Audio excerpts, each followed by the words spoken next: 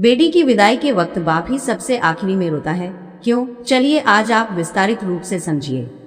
बाकी सब भावुकता में रोते हैं, पर बाप उस बेटी के बचपन से विदाई तक के बीते हुए पलों को याद कर करके रोता है। माँ बेटी के रिश्तों पर तो बात होती ही है, पर बाप और बेटी का रिश्ता भी समुद्र से गहरा है।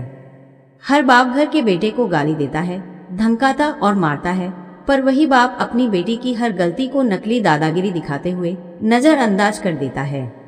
बेटे ने कुछ मांगा तो एक बार डांट देता है, पर अगर बिटिया ने धीरे से भी कुछ मांगा तो बाप को सुनाई दे जाता है और जेब में रुपया हो या न हो पर बेटी की इच्छा पूरी कर देता है।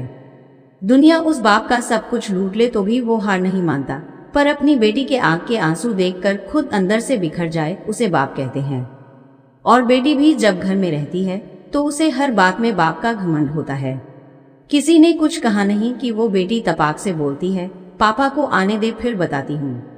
बेटी घर में रहती तो माँ के आंचल में है, पर बेटी की हिम्मत उसका बाप रहता है। बेटी की जब शादी में विदाई होती है तब वो सबसे मिलकर रोती तो है, पर जैसे ही विदाई के वक्त कुर्सी समेटते बाप को देखती है, जाकर झूम जाती है और लिपट जाती है और ऐसे कस के पकड़ती है अपने बाप को जैसे माँ अपने बेटे को, क्योंकि उस बच्ची को पता है ये बाप ही है जिसके दम पर मैंने अपनी हर जिद पूरी की थी। खैर बाप खुद रोता भी है और बेटी की पीठ ठोक कर फिर हिम्मत देता है कि बेटा 4 दिन बाद आ जाऊंगा तुझको लेने, और खुद जानबूझकर निकल जाता है किसी कोने में, और उस कोने में जाकर वो बाप कितना फूट फूट कर रोता है ये बात सिर्फ एक बेटी का बाप ही समझ सकता है। जब तक बाप जिंदा रहता है बेटी मायके में हद से आती है और घर में भी जिद कर लेती है और कोई कुछ कहे तो डट के बोल देती है कि मेरे बाप का घर है।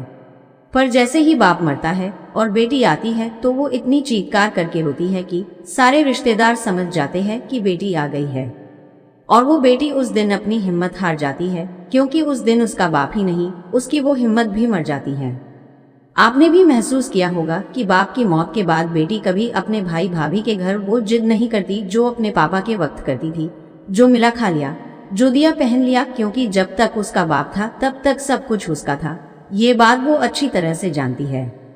अंत में बस इतना ही कहना चाहती हूँ कि बाप के लिए बेटी उसकी जिंदगी होती है, पर वो कभी बोलता नहीं, और बेटी के लिए बाप दुनिया की सबसे बड़ी हिम्मत और घमंड होता है, पर बेटी भी ये बात कभी किसी को बोलती नहीं है।